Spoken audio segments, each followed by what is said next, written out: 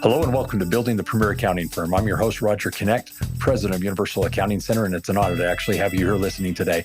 We actually focus on this podcast on the things that you need to be doing to work on your business, building what I refer to as the Premier Accounting Firm, offering quality accounting services and getting paid what you're worth. It's here each and every week we have on the show experts, individuals that can help us actually identify those things that need our attention so that we can work on our business and develop the company that we can be proud of. Each and every episode is meant to actually address various topics ranging from marketing, selling, pricing, onboarding, staff training, just a variety of things that we all need to be sensitive to as we run our companies. Today, I'm very excited to have on the show someone that I've been looking forward to discussing with her business and what insight she has, and it's Cindy Thomason. She happens to be a person that's very passionate for helping e-commerce businesses succeed. She is a mastery level certified Profit First professional. She's certified with Fix This Next as a Fix It Next coach and is the founder and president of Bookkeeping. She happens to be one who works with e-commerce clients to help them achieve permanent profitability in their business. She is the author also of a best-selling book and an online course that is called Profit First for E-commerce Sellers. Her company consists of a virtual team located across the United States, providing Progress Matters e-commerce business advising, Profit First consulting, and bookkeeping to e-commerce clients all over the world. She devotes most of her time to public speaking at various events such as ASD Market Week, SellerCon, Prosper, E-commerce Fuel Live, and other industry events. She's also appeared as a guest speaker on many popular webinars and podcasts and is a regular contributor to the Inventory Lab and e-commerce engine blogs and newsletters. So first of all, Cindy, welcome to the show. Thank you, Roger. I'm glad to be here. This is going to be a lot of fun. You know, one of the things that I really want to dive into is you and I are both familiar with Profit First and so forth, but I want to give my listeners a little bit of an idea of your backstory. How did you get into accounting? Well, I had a industry experience with nonprofits, everything in nonprofits, from accounting to contracting, you name it. And then I decided to leave the workforce and focus on being a mom. And after a few years, I just realized I was missing work. I loved being at home with my daughter, but I really also felt like there's a piece of me that I wasn't fulfilled in. And so a friend of mine needed some help. I started doing some bookkeeping and accounting for her. That developed into helping her friends. And in October of 2014, I decided, okay, I'm going to make this a business. I'm going to turn it into something. At that point, QuickBooks Online was just starting to be a thing. I still was at home homeschooling my daughter. She had dyslexia, so I took her to tutors. So I needed a lot of flexibility.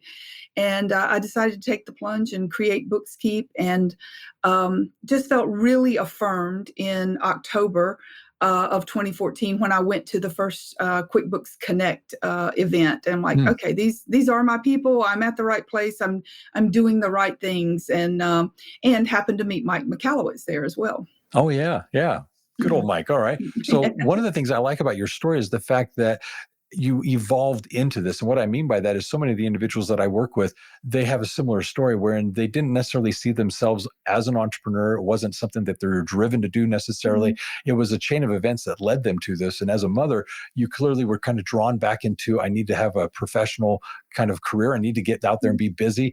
And you helped a friend, and that friend evolved into, how about another and another? And all of a sudden you went from helping to, hey, I think I've got a business here. I think this is something I need to really take a little bit more seriously. And you did exactly that. Went to a conference. And I think there's a lot to be said about attending a conference, but it's there that you now got introduced to something new. And that's where I think the value of getting outside of the day-to-day routine of your office can be so valuable. And meeting Mike, you became exposed to Profit First. What was Profit First to you at first when you kind of met the concept and learned of it? Well, I had I probably had 15 clients at that point. It wasn't, it was more of a hobby type thing. My husband was working in a great job supporting us. So I worked to kind of fulfill, what my brain needed. But I saw my clients really struggling, and I thought, I'd really like to help them, but also how long-term are they going to be clients if they're struggling based on what I saw in their numbers?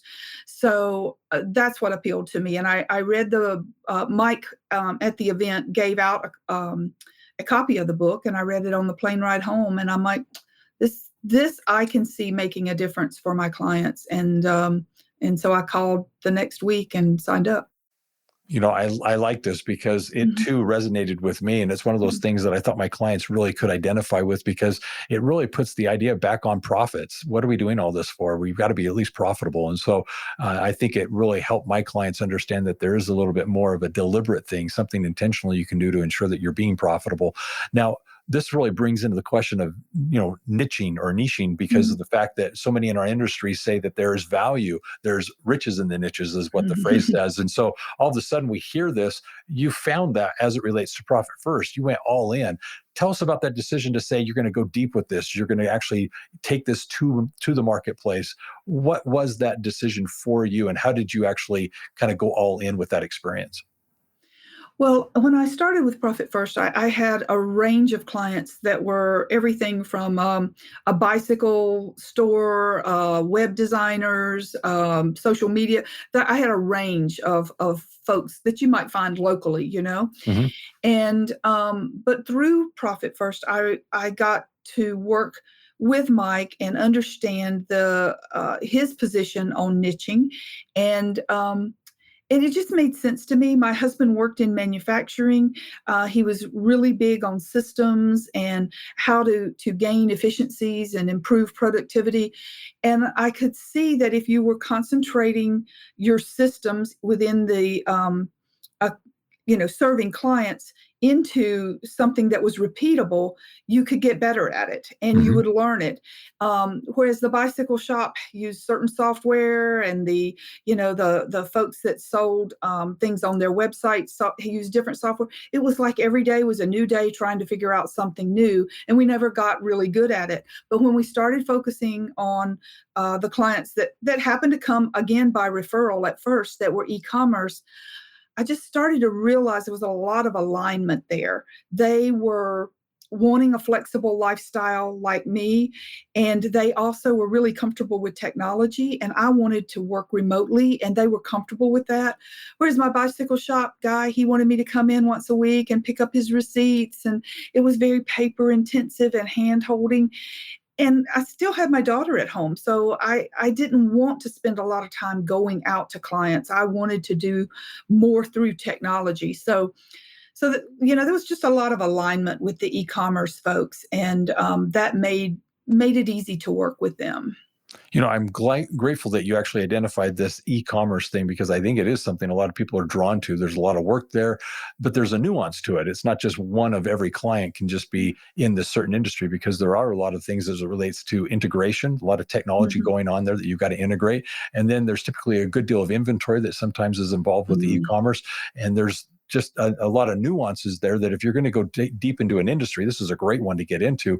So you've got profit first, you've niched down also into e-commerce. How did the two help you in your marketing? How did the two actually help you in your client retention? Well, when you start to niche down, you can get much more clear with your marketing, because you start to really understand your clients better and understand what their pain points are, and what your offer is to help them actually get past those pain points. So instead of trying to figure out instead of trying to just market ourselves as we do bookkeeping for whoever needs bookkeeping, it was more about, we understand that you have problems getting the data out of Amazon. You have problems keeping up with the inventory and getting the reports out of Amazon, and we can help with that. We know how to do it. And so it just became really focused on solving the problems that they had. And um, that that to me is where marketing can really succeed, when you can help people get past a problem that they have. One of the things I really appreciate about what you shared there is the fact that it wasn't accounting. It was Mhm. specifically their business and its pain Mhm. points that they're experiencing as they're running their company. They're wondering, okay, I'm very good at what I'm doing, but here are the choke points that I'm experiencing. And you're offering through your marketing, through your messaging, a solution to their need. And it's not, I'm going to do your books, I'm going to prepare your financials. So I'm going to help you with the choke points as it relates to your interactions with Amazon. I can help with that. And that's a powerful thing to realize, that when you're in a niching environment, you're able to communicate so much more effectively in your messaging. understanding what problems you solve for your clients. And all of this is just basically a means to an end, getting the information you need to prepare ultimately the financial reports and show whether or not they're being profitable as a business. So I like how you're tying that together. So the next thing that I wanted to know is, I know that you co-authored with Mike a book, Profit First for E-commerce. What got you to the point where you chose, okay, I'm going to not just run an accounting business, I'm not just going to service my clients, I'm going to write a book now. What was that leap like, and what has it done for you? Well, it again was trying to solve a problem. Mike had written the original Profit First, and then it was self-published.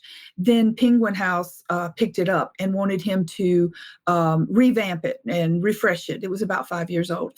And so he put out messages to us as Profit First professionals saying, okay, what problems are you having? What stories should I add to the book, et cetera? Mm-hmm. And I sent him a list, and I kept telling him inventory. Inventory is the thing that really my clients are struggling with. And he said, okay. And then the advanced copy of the book came out, and he sent me a copy of it. And I called him. I'm like, Mike, you didn't talk about inventory. Mm-hmm. He goes, well, it was too specific. This is supposed to be more general. And I'm like, but it's where my clients are really struggling. This is what they need. And he said, well, you should write that book, Cindy. And I'm like, okay, I'll do it. And so we started talking, and I signed the first agreement with him to write a derivative of Profit First. And so he wrote the foreword of the book, and then I wrote the book itself. And it really was about helping my clients see themselves as business owners, and understanding the struggle that they have was not just their own, it was part of the industry, and that there were ways to solve those problems. And so that's why I wanted to write the book.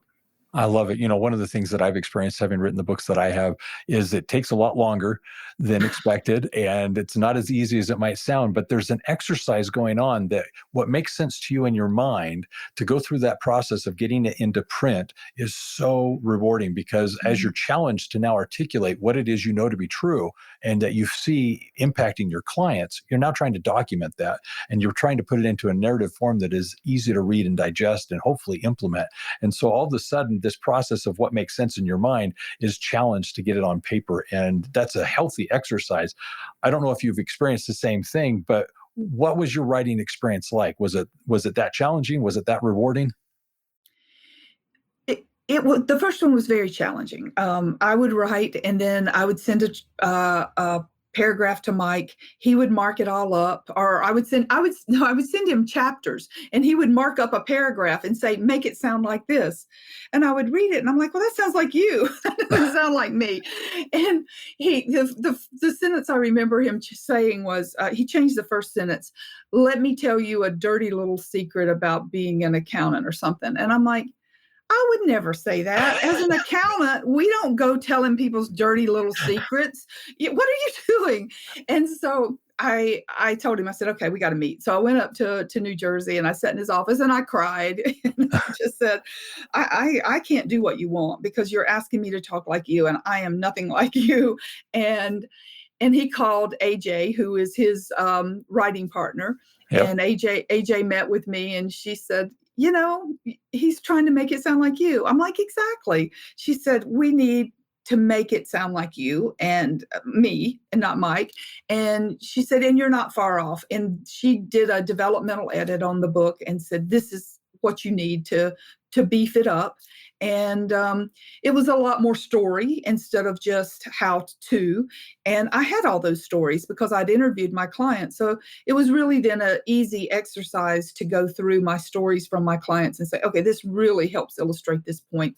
And once I got AJ involved, it was great. But me and Mike, he was never going to get me to be like Mike. I've not worked with AJ, but I understand she is amazing. So what doors have opened because of writing the book?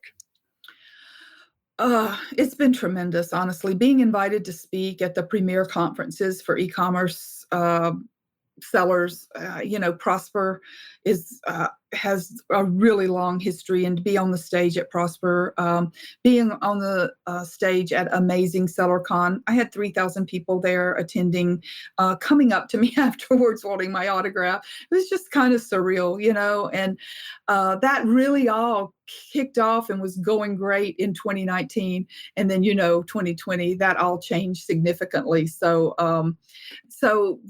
since then, it's been much less travel, much more online stuff. And I grew, I think, as to what was important to me. And I've started to shift and niche even further. And now I'm really working on providing more advisory services to women-owned e-commerce brands. And so it's just been kind of evolutionary as you kind of get things figured out, starting to figure out what that next level is that would be really exciting to you. Exactly. Yeah, no, I love what you've shared simply because it has opened a lot of doors for us as well. So it's just an amazing ride. And things have changed, but I have still traveled quite a bit this year. In fact, I think I've traveled the most I have in a long time. So we're back on the circuit, I guess. Coming back. Oh, yeah. Get your free copy of the book In the Black, 9 Principles to Make Your Business Profitable. This is a how-to guide for accounting professionals to work with their clients and actually implement proven processes and systems to ensure that their clients make profit a priority. It is in this book you'll actually learn how to map the business and, in fact, make marketing, accounting, and production a priority within your client's business. You also learn the wisdom pyramid, how to actually take the information you're providing to your clients and effectively use it so that they can make more informed business decisions. This book is designed to help you communicate more effectively with your clients and, in fact, have them see you as their profit and growth expert. Get your free copy now of the ebook today. So here's something that I'd like to transition to. The growth of your business, for the variety of reasons that we've shared, has been tremendous. And you've grown a very important firm. You're now focusing a little bit more on the advisory side of that. But I'd like to talk about what's enabled you to now grow your business and really manage it. It's the behind the scenes that I'm talking about. Mike wrote a book called Clockwork. Mike McAllowitz did. I know have brought that up in the past. What has been instrumental to building the organization you have today? What key insights would you like to share with our audience as it relates to standard operating procedures or hiring the right people? Well, when I was working with Mike as a coach, he was actually writing the book Clockwork, and so I got to be a guinea pig alongside of the things he was developing. One of the things that I think was really important to me was understanding what it is that I bring to the business that I'm passionate about and that really contributes to the bottom line versus all the other things I could be doing. And starting to really focus on that and finding other people to take over, to delegate actually those other tasks too. So through that process of delegation, I figured out the things that, I really wasn't great at and that I didn't really want to do, and found people that were great at it and loved doing it and handed those things off. And part of that delegation process really is handing off the whole process, not just handing off a task that they have to come back and get your input on constantly. So really moving the process to the people that could do the work best. So over time that happened. And one of the features of Clockwork is to actually do a 4-week vacation where you step away for a month, disconnect with the business. The business runs without you. So our leadership team ran the business for a month. The first time we did this was 6 years ago, and we've done it every year since then. And when we come back, what we learn is where we've got holes in the business, where we've got some challenges, and we get started fixing those things. And it just has made a tremendous difference in our team's engagement. For one thing, they love growing into these roles and and feeling like we have confidence in them. And that's what we hear when we come back is, yeah, we did good and this came up, but we handled it. And it's just really powerful to come back and do an after action review and hear how it went for them.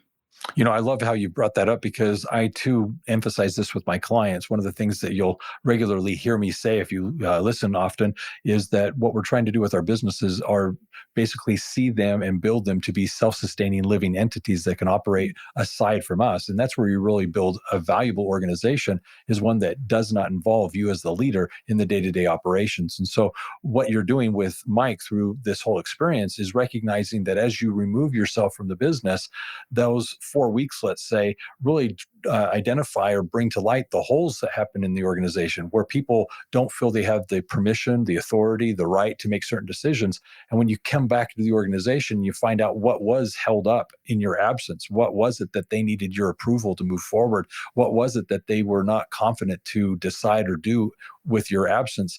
That's where you're now able to train and lead and delegate and actually enhance the organization a lot more. So I like how you saw the benefits of it and went through this process.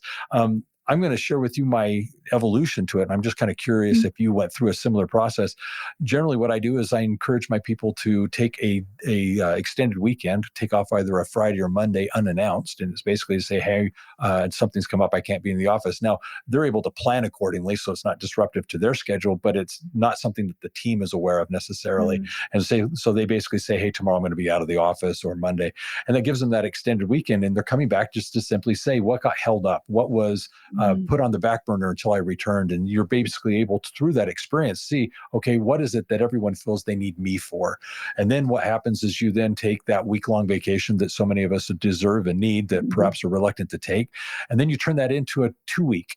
Well, those are typically involving, I'm going to stay in touch with my phone, checking on emails and so forth. And the tendency is to say, okay, I'm okay because I'm working remotely. Well, no, we're going to disconnect from that and not do those things and see again what happens over a week or two. And it moves us towards that 4-week thing that you were just describing that enables us to disconnect and really kind of do some self-reflection and at the same time figure out what we're going to do as a vision for our business while they're operating and running in our behalf. Is that something that's familiar, or does that relate well to what you experienced? Yeah, the first time that we did it, we did like a practice where we took a 2 or 3 days, and what kind of problems did we have? Just getting ready for all of that, though, we just said, okay, pretend I'm not here this week. Pretend I'm not here. What are the things that that you came to me for, or you would need to come to me for? And they just started keeping a list. So probably about 6 months before we actually disappeared, they were going through these exercises of, okay, well, if Cindy wasn't here, what would I do? And writing those things down. And then in our weekly meetings, we would talk about them and start solving those problems. But then we did just exactly as you described. We took, a few days off, then we took a week, a couple of weeks, and then we disappeared for a month. And then to me, the real important part, though, is when you come back. And when you come back, doing that after action review and find out, where did they struggle? What went right? And really celebrating that, and also what are the things that we're going to put on our list to work on so that we don't have that problem again. Exactly. No, I love it. That recap of what it is you've done is very important and valuable. So that brings me to this important question, and something that I know is sensitive, but I'd like to dive into it. Recently in April, you had a situation arise in your family, and it necessitated your needing to do exactly that. What would you like to share with us about not just what happened, but more importantly, what this whole experience prepared you to be able to do with your team? Well, I had been traveling, and while I was in Paris, I got a call from my mom that my brother had a blood clot. And it seemed odd. He's a big burly guy, works outside on the farm, and could blame it on a bunch of different things. By the time I got home, he was having more issues and ended up in the hospital. And they went in to solve what they thought was a bowel blockage, but learned that he had several major tumors that were caused by pancreatic cancer. and it was very advanced. April 9th, he got the diagnosis that he had stage 4 pancreatic cancer. And I I just pulled my team together and I said, I don't know exactly what this means, but I know he doesn't have long. And he had not got the visit with the oncologist at that point. And I just told him, I said, I am not good for the business right now. And we have practiced for this for 5 years now. And so my husband's in the business with me too. And I said, we need to step away. And I said, Dave, my husband, has known my brother since my brother was 12 years old. So my husband and I have been together over 40 years, and so I said, this is impacting him too. So I need you to respect that both of us need to be away. And as much as you think you need Dave, I need him more. And please respect that we're not going to be available unless there's an emergency. And they were so supportive. They just said, we've been practicing this. We've done it every year for 5 years. You go do what you need to do. And so I was lucky to be able to be with my brother for over 2 months until he passed in June 21st. And I wouldn't take anything for that time of being able to, while he still felt good, to ride to the John Deere dealership with him and meet some of his buddies. And when it was haymaking time, he couldn't do any of it, but his friends, 15 friends came and I fed them and got to meet them. And he felt good enough to enjoy the visiting after. And that's just time that I would not have had if I was stressing about the business. And, I am so profoundly grateful for the time that I had. But what I think about is, would I have even been helpful to the business? Would I can't imagine that I would have been doing the business any good if I were trying to function in the business. So I think it was really what needed to happen for both me and my husband personally and for the business itself. I first of all want to express my condolences again, and secondly, express gratitude for your sharing that. I know that many of my listeners can relate for a variety of reasons. One, I know that the passing of a loved one isn't something that is foreign. It's something we all experience at various stages in our lives. And to share that you're in a position with your business to put family first really matters to me. Oftentimes when I'm having the conversation with my clients as to why they need to get out of the day-to-day operations of the business, it typically stems as a conversation around the valuation of the company and that their company is going to be so much more valuable if they're not involved in that day-to-day operations. And it's generally this far-seen date in the future of, when we sell the business, this will be more valuable. So let's work in that direction. What's not really noticeable and what isn't very well understood is it's these types of occurrences that come up unexpectedly, but are also real, that we're in a position as we run our businesses, as we own our businesses, that if we do it right, we can afford these precious opportunities to spend time with friends and family as we can, because we were smart enough and capable enough to build an organization that was a functioning autonomous organization. And that's beautiful. One of the things that I wanted to ask then is, what is it that you feel you've learned from this experience that was unexpected, that you didn't know prior to April? I didn't know how much the support would mean to me, to just feel the confidence from my team that they had this, and it meant as much to them to give me the space as it meant for me to have it. And to have them reach out continually with thinking of you, that kind of thing, cards to my family. It was just wonderful to feel the support from the business in that way. Not messages of, when are you coming back? Or, I've got this problem. I didn't get that. Just, what can we do to help? And that was just, I didn't expect it. And I'm not that I didn't know that I had great people, but I just didn't know how much it would mean to me being in the situation to feel that. Yeah. Well, we work with these people and we trust and believe in these people. Sometimes they don't realize how much we trust and believe in them. Mhm. Now they're in the position where they have to rise to the occasion, and clearly they have, and they're very attentive to your needs in the sense that they were able to let you disconnect.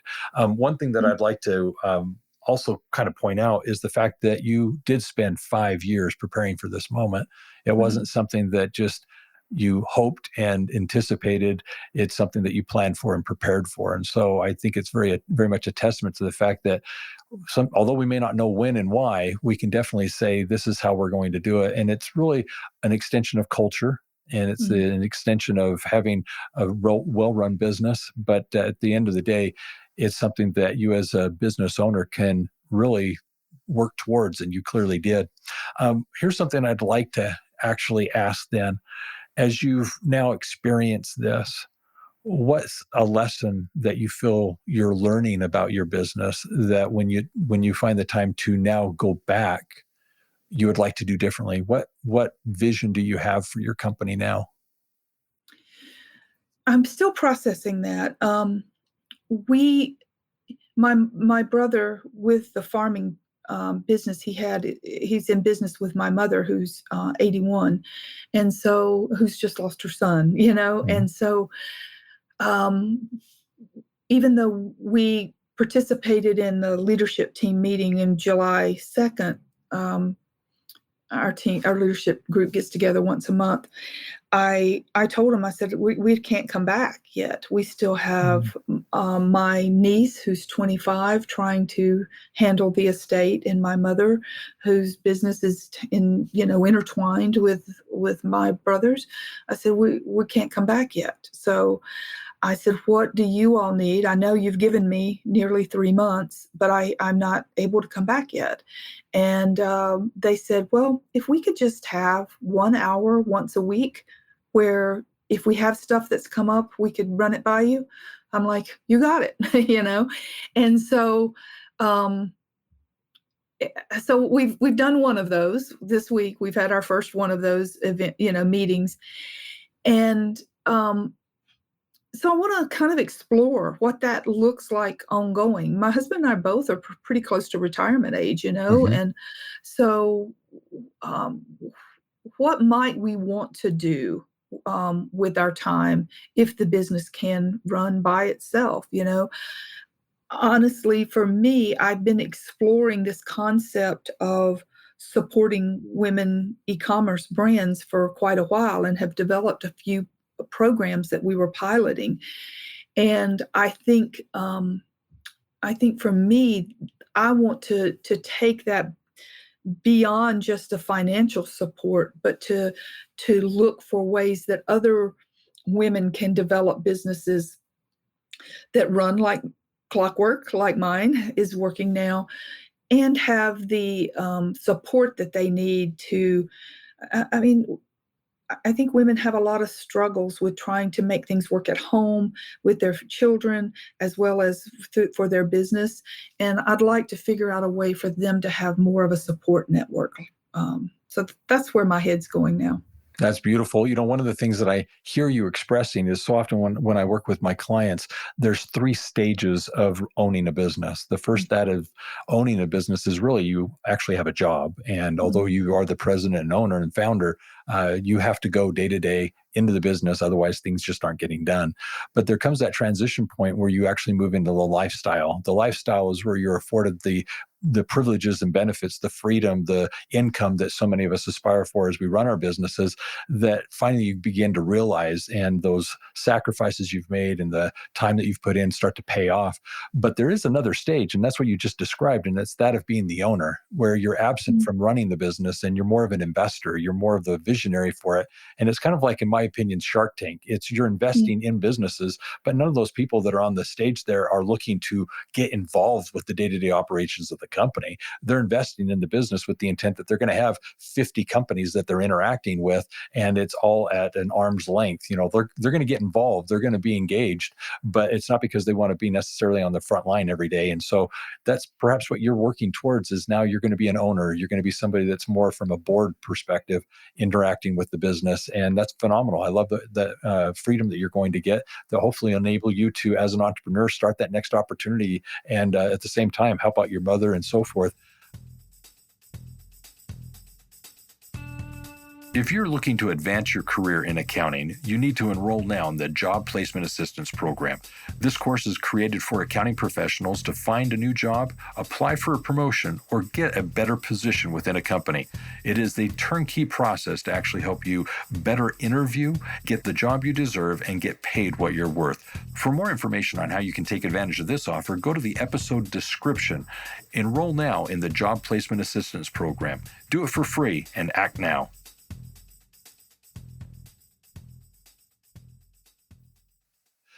Here's the last question I'd like to ask, and it's through this experience that you've just had. I think we gain new perspectives on life, and I'm just wondering, what are you grateful for? I'm grateful for my family coming together to get through this really hard time, and I'm really grateful for my team for giving me the space to be here.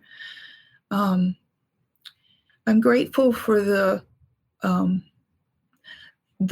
land that my mom and my brother farm has been in my family since 1936. And it's really healing for me to be here on the land. And I'm grateful I have the opportunity to be here and experience what my great-grandfather started in 1936. That is beautiful. Absolutely beautiful. Well, Cindy, I appreciate you sharing that. I'm going to come back to you for a closing thought, but there's a few things that I'd like to share as people are listening in. First of all, it's an offer. We've got actually 2 books that I would encourage you to take advantage of. And the first is that of Your Strategic Accountant. It actually helps you understand what it is you can be doing to offer quality services to your clients and really stand out as to the quality of services that you're offering to make a difference in their lives. In addition to that is a book called Your Profit and Growth Expert. This is another book that actually helps you move towards what we're discussing here today, operating a business of which you can actually now be the benefactor, somebody that is now working with basically purpose and intent and reaping the rewards of having a very successful, thriving business. So I'd encourage you to go to the episode description and find out information regarding this and other things that are available. Also, if you're interested, you can go visit Cindy's website. It's going to be listed here in the episode description for you to go check out what she's doing and who she is and what it is that she's offering, especially as she's chosen to specialize and niche into the e-commerce space and do so from a profit-first perspective. A lot of great things there to go check out and see what she's doing there. The other thing that I'd like to do is just a quick summary. As a summary, I'd like to actually point out that hearing her story as it began, where she was basically a home mother, homeschooling her young daughter, all of a sudden realizing she just needed some professional interaction, wanted to get involved, and she started with one client and it evolved into many, many more.